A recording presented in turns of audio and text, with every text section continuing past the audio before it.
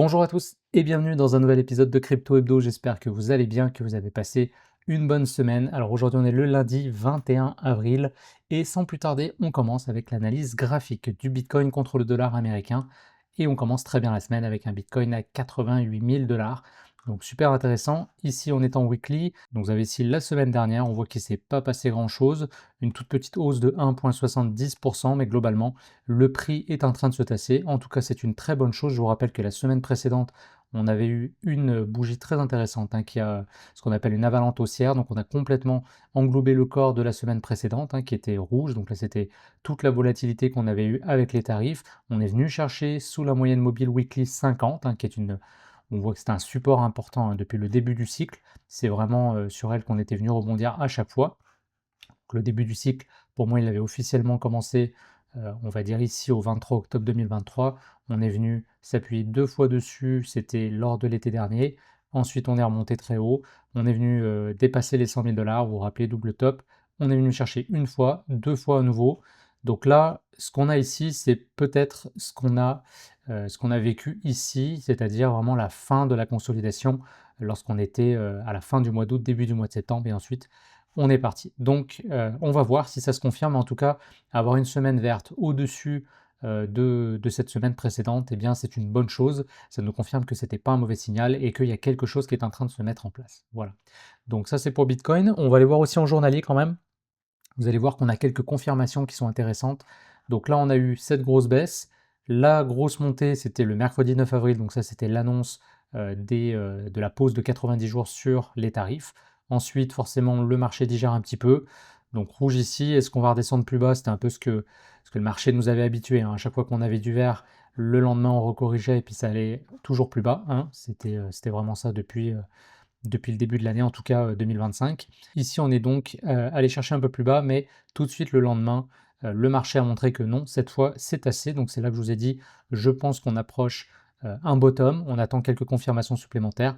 Pour moi, les confirmations, on les a eues. Donc là, je pense que le bottom est in et qu'on devrait avoir un prix qui remonte là dans les prochains jours et les prochaines semaines. Je vous rappelle aussi d'un point de vue marché, structure de marché. Donc là, je reprends un tout petit peu de recul. On arrive à un moment donné intéressant parce que d'un côté comme de l'autre, que vous soyez bullish ou bearish, on s'attend plus ou moins à la même chose, c'est-à-dire que le marché remonte. Je m'explique, et j'en avais déjà parlé la semaine dernière. Si vous pensez que le marché va continuer sa tendance haussière, à ce moment-là, vous attendez à ce que le Bitcoin remonte, vienne chercher ses plus hauts et probablement les passe pour ensuite monter à des niveaux supérieurs, 130, 140, 150 000 par exemple.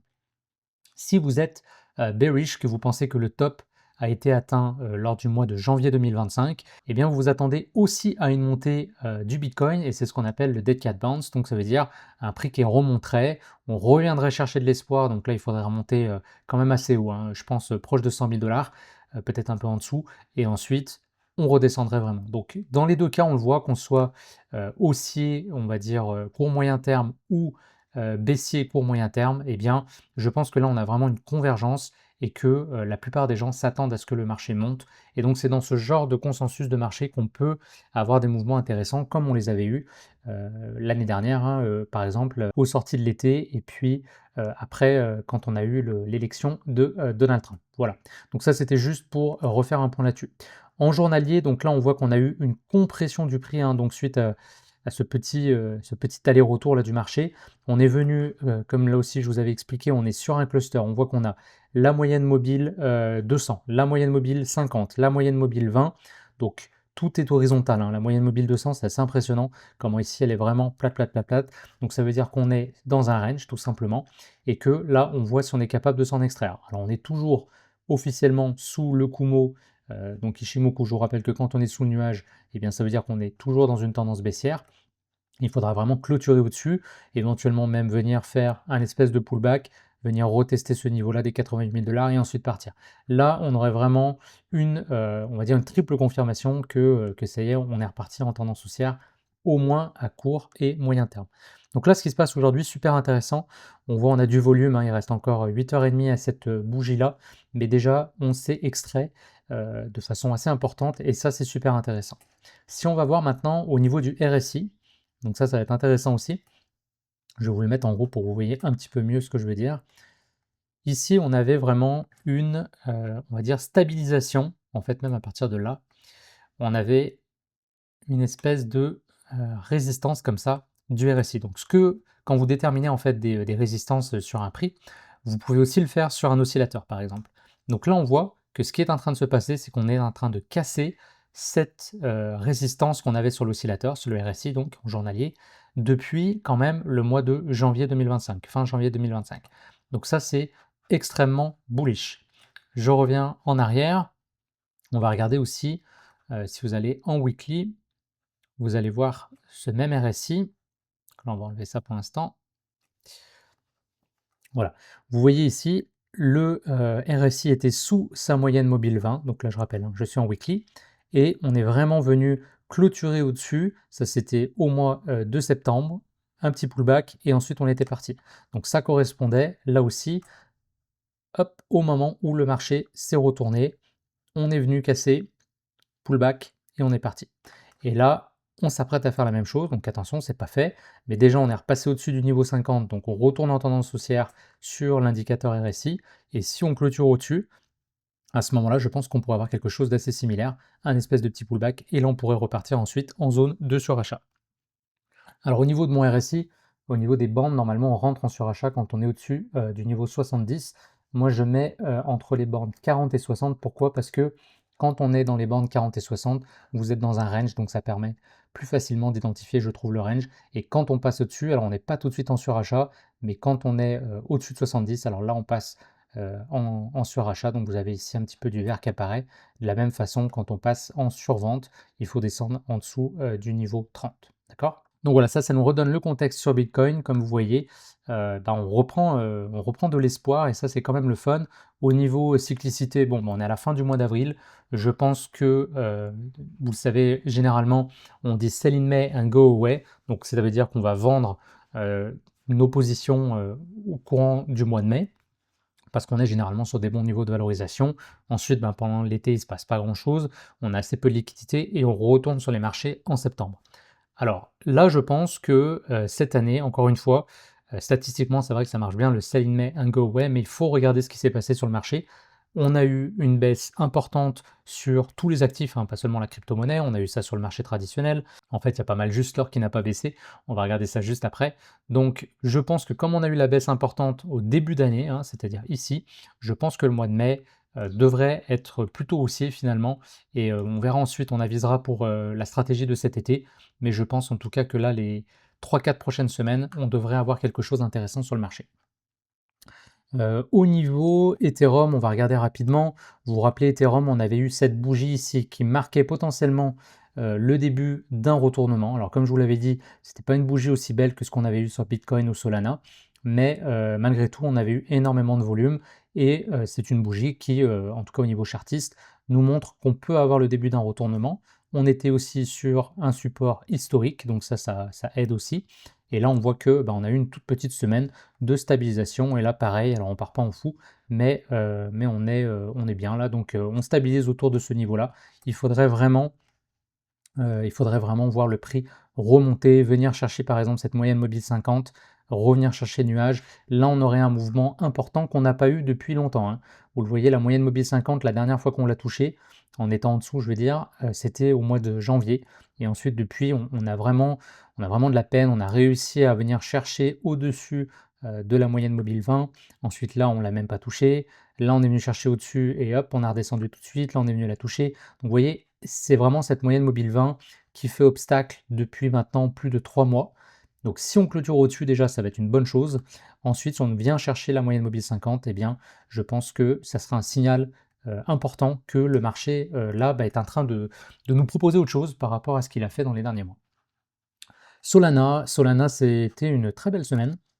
On voit ici, donc on continue la montée. On a une hausse quand même de presque 8% sur Solana, mais regardez-moi cette bougie. Je vous l'ai dit, c'était vraiment quelque chose d'intéressant. On était venu toucher la moyenne mobile 200 weekly. On revient réintégrer ce range, hein, qu'on avait en construction depuis le mois de mars 2024, donc littéralement un an. Alors on est venu chercher au-dessus, re-rentrer en dessous, sorti par le dessous, et là on réintègre. Donc je pense que à court terme, on peut venir chercher les 150 $, et je pense qu'il est tout à fait envisageable de revenir chercher du range aux environs de 180-190 $, on va dire. Voilà. Donc même si on ne pense pas que Solana va refaire des plus hauts, ce qui n'est pas mon cas, hein, je pense que c'est tout à fait possible de revenir chercher des nouveaux plus hauts sur Solana si Bitcoin en fait également. Hein. Si Bitcoin part à 120-130 000, je ne vois pas pourquoi Solana ne remonterait pas à 300 $ par exemple. Donc voilà, il est un peu tôt pour le dire, mais quoi qu'il en soit, même à court moyen terme, je pense qu'on peut vraiment aller chercher un TP aux environs de 180-190 $.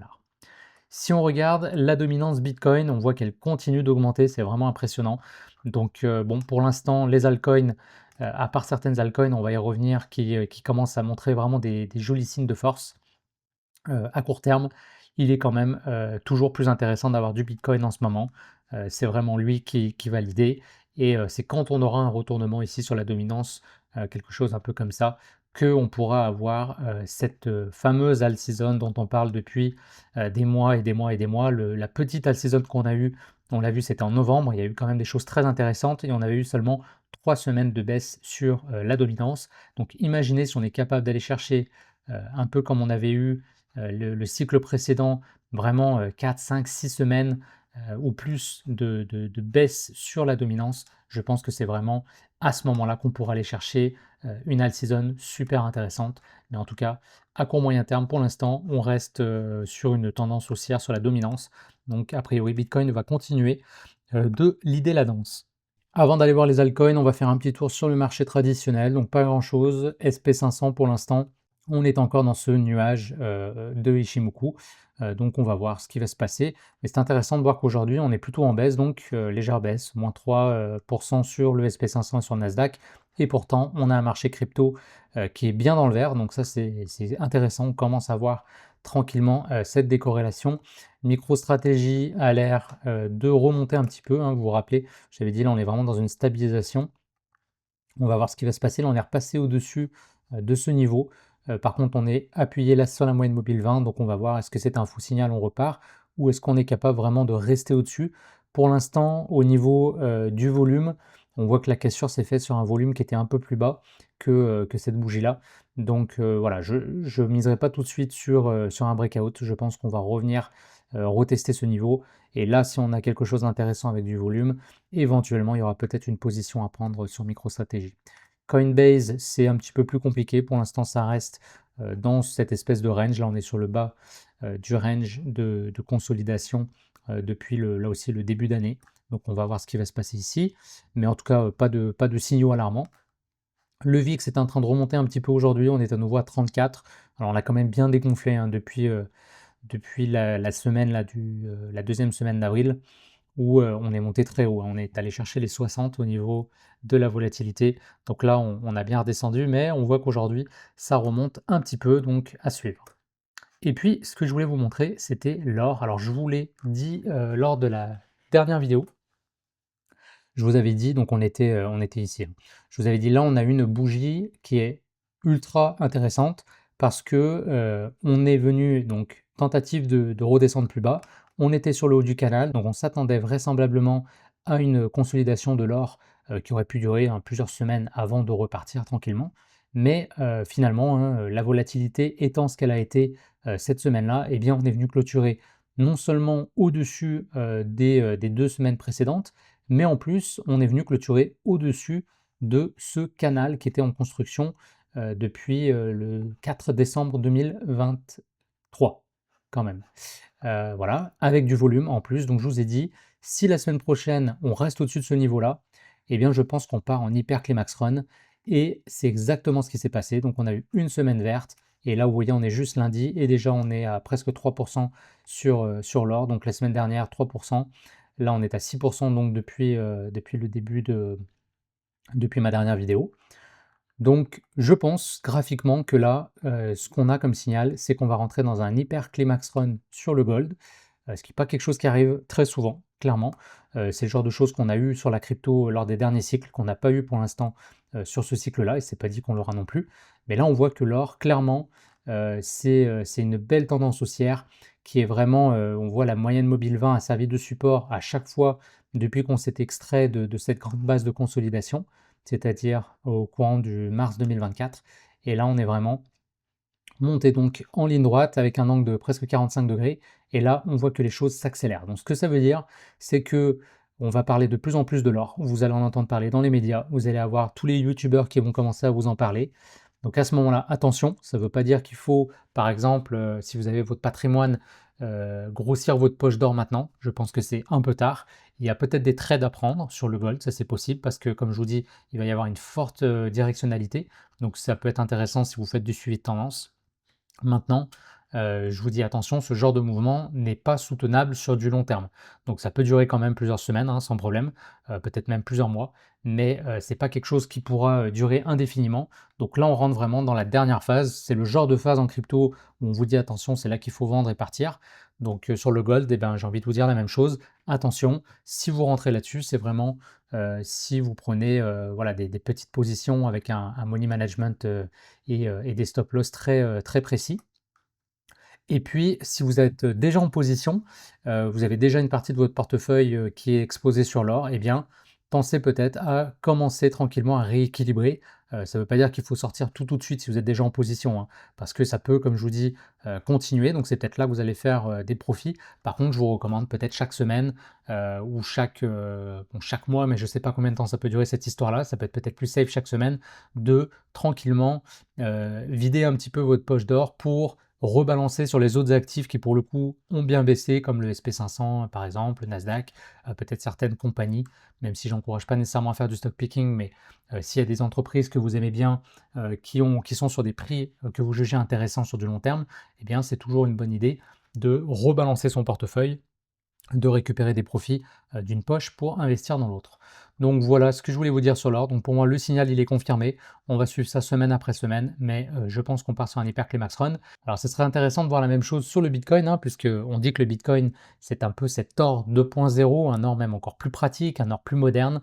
Donc pour l'instant, il n'a pas joué ce rôle-là. Maintenant, ce serait intéressant de voir éventuellement peut-être une partie de la liquidité du gold qui retournerait sur Bitcoin. Ça, ce serait vraiment cool et on pourrait avoir peut-être un beau mouvement, quelque chose de très directionnel. Donc ce qu'il faut comprendre de tout ça, c'est que pour l'instant, l'incertitude prédomine. Les investisseurs ont choisi l'or, donc c'est pas la peine de se bloquer sur une vision du marché. C'est vrai que des fois, nous, on a des préférences, hein. Moi, c'est sûr que j'aurais préféré voir le Bitcoin monter. Maintenant, il faut regarder ce que le marché fait, et c'est un peu comme un vote populaire, on va dire ça comme ça. Les investisseurs ont voté, ils ont voté avec leur argent, en l'investissant. Et là, ce qu'on voit, si on regarde les résultats du vote, eh bien, c'est que c'est l'or qui a été élu, c'est l'or qui a gagné. Donc c'est quelque chose qui va se poursuivre. Donc pour l'instant, je pense que pour la crypto, ça parce que c'est un actif spéculatif, et parce que là, on a commencé à avoir des signaux intéressants, je crois qu'on va avoir une nouvelle jambe haussière sur la crypto-monnaie, mais je pense que pour l'instant, on va rester un petit peu dans l'ombre de l'or au niveau institutionnel et au niveau médiatique. Je pense qu'on va plus parler de l'or dans les prochaines semaines. Maintenant, si on commence éventuellement à avoir une correction, eh bien à ce moment-là, peut-être qu'on pourra récupérer une partie de la liquidité, et c'est ce que je voulais vous dire aujourd'hui. Voilà, au niveau des altcoins maintenant, alors moi, je suis positionné sur 4 altcoins présentement, donc je vous tiens un jour sur mes positions, hein. Comme je vous l'ai dit, le but de cette chaîne, c'est d'être le plus transparent possible sur ce que je fais. On a eu un très beau signal là sur Tao, semaine exceptionnelle. Je suis content pour JP d'ailleurs, qui est un de nos abonnés, qui est full exposé en Tao, je crois, en ce moment. Donc bravo à toi JP, tu as tenu sur tes convictions. Donc là, on a 30% de hausse, hein, sur la semaine dernière. On avait eu, je vous l'avais signalé, une belle bougie avalante haussière qui, alors c'est quelque chose qu'on a eu d'ailleurs sur plusieurs altcoins, hein. Mais Tao donc l'avait eu avec un beau volume aussi. Donc je vous ai dit là, attention, on a peut-être un retournement sur Tao, et si on va voir en journalier, eh bien c'est magnifique. Donc on est vraiment monté, on est venu faire ce petit pullback sur la moyenne mobile 20, et ensuite on est parti quasiment en ligne droite avec pas mal de volume d'ailleurs hier. Donc là on est en plein nuage, on est sous la moyenne mobile 200, donc attention. Donc officiellement on n'est toujours pas sorti de la tendance baissière. Il faudra être capable de reclôturer au-dessus. Maintenant, c'est très intéressant ce qu'on voit. Là, on arrive sur un gros niveau de résistance, donc au niveau de la SSB, donc c'est le haut du Kumo ici, donc on est à 350 $, la moyenne mobile 200, 360 $. Donc là, on a un niveau de résistance important. Donc je pense qu'on va peut-être venir consolider un petit peu, ou alors on va le casser, mais on va venir se rappuyer dessus. Et à ce moment-là, si on a quelque chose de propre, je pense qu'on pourra dire que Tao va remonter vers ses plus hauts historiques, donc aux environs des 800 $, quoi, quasiment. Donc ce qui est quand même un facteur intéressant en ce moment. Après, on peut très bien aussi venir redescendre, revenir chercher appui sur cette moyenne mobile 50, et puis voilà, consolider un petit peu, le temps de laisser à la moyenne mobile 20 de venir remonter comme ça, et là on pourra avoir aussi quelque chose de très intéressant. Render, il avait pris le lead, donc la semaine dernière il a fait un petit peu moins bien que Tao, mais malgré tout, on voit qu'on a quelque chose d'intéressant là sur tout ce qui est intelligence artificielle. Alors même si Render officiellement c'est un projet qui est plutôt dans le DeepIn, moi je le mets dans la même catégorie. D'ailleurs si vous allez sur CoinMarketCap, vous le verrez dans la catégorie intelligence artificielle également. Et voilà, donc ça c'est mes 2 pics pour l'intelligence artificielle. Vous le savez, c'est les 2 projets que j'ai suivis pendant tout ce cycle-là. Et je vois que bah, ça continue de bien marcher. Là, on a des signaux intéressants, donc j'ai repris mes positions complètes sur ces 2 projets. Il y a FetchAI aussi qui nous a fait quelque chose de super intéressant la semaine dernière. Après, comme je vous ai dit, moi je le kiffe un peu moins maintenant depuis qu'ils ont fusionné. Alors au début, ça semblait être vraiment intéressant, un genre de news game changer, mais finalement, il ne s'est pas passé grand-chose suite à cette fusion. Et ensuite, le projet est parti vraiment avec des changements tokenomiques. Je trouvais que c'était pas forcément très clair. Alors après, j'ai un peu arrêté de suivre. Peut-être que depuis, ils ont rectifié tout ça et c'est pour ça que ça a monté. Je vous avoue que j'ai pas eu le temps de faire plus de recherches là-dessus. Mais voilà, pour l'instant, FetchAI, je le surveille quand même parce que je vois qu'il a montré des beaux signaux. Mais je préfère privilégier Tao et Render pour la partie intelligence artificielle de mon portefeuille. Et puis au niveau de mes meme coins, vous saviez, j'étais déjà exposé sur Brett. Alors Brett, on avait eu une belle montée la semaine dernière, on a corrigé un petit peu hier. Et puis voilà, bon là aujourd'hui ça a l'air pas mal. Et PP, bah, PP, vous le savez aussi, c'est pour moi le meme coin de ce cycle-là, clairement. Et par rapport aux autres, donc si on regarde, je sais pas, Bonk, par exemple ici, Popcat, WIF, etc. PP, bah, il est juste derrière Shiba Inu en fait, hein, sur la blockchain Ethereum. C'est vraiment le meme coin de ce cycle-là. Et là, on a eu quelque chose de très propre, je trouve, un beau double bottom. On est venu respecter ce support ici qui était important, hein. D'ailleurs, je vais le tracer. Je crois que je ne l'ai pas fait. Donc on voit qu'on est venu rebondir sur ce support. Là, on avait cassé, on était remonté, c'est là qu'on avait eu cette belle montée. Là, on était venu chercher pile dessus une fois. Là, même chose, la grosse bougie s'est arrêtée pile dessus, on est venu rechercher en dessous, on est revenu toucher ici, c'était le 7 avril, et ensuite, voilà, on est reparti. Donc ici, là, on est en train de casser maintenant cette résistance. On va voir ce qui va se passer, il nous faut un peu de volume, ça s'est passé juste aujourd'hui, hein, donc il faut qu'il y ait du volume et que ça monte, mais on voit que déjà, on est quasiment repassé au-dessus du Kumo, on est en train de clôturer au-dessus de la moyenne mobile 50. La moyenne mobile 200 est encore assez loin, ce qui peut nous donner vraiment du jeu là pour monter. Donc voilà, je pense que PP, pareil, il va a priori bien performer dans les prochains jours, prochaines semaines.